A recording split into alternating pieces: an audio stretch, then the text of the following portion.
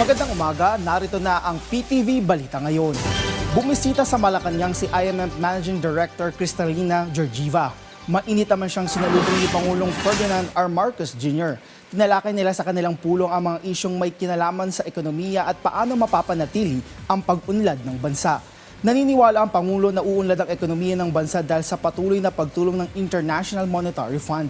Sa pagtaya ng IMF, posibleng umangat sa 4.3% ang ekonomiya ng Pilipinas kung pagbabasehan ang mga kasalukuyang reforma.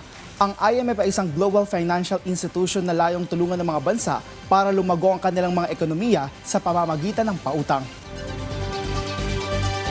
Sa ibang balita, nakalapag na sa Ninoy Aquino International Airport ang government chartered flight na nagsundo sa mga OFW na na-stranded sa Riyadh, Saudi Arabia dahil sa nangyaring kaguluhan sa gitnang silangan.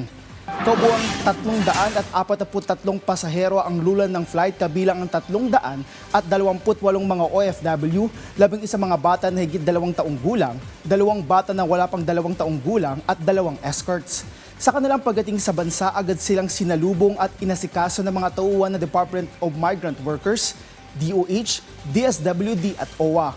Binigyan ng tulong mga OFW na transportasyon at hotel accommodation para sa mga uuwi sa kanilang mga probinsya.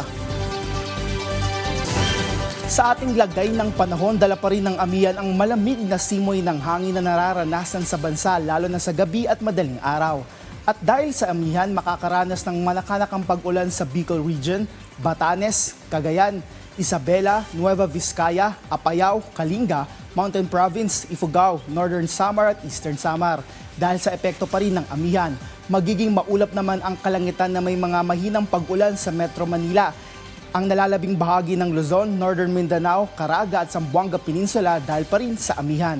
Localized thunderstorm naman ang sanhi ng bugso-bugsong pag-ulan sa nalalabing bahagi ng Mindanao.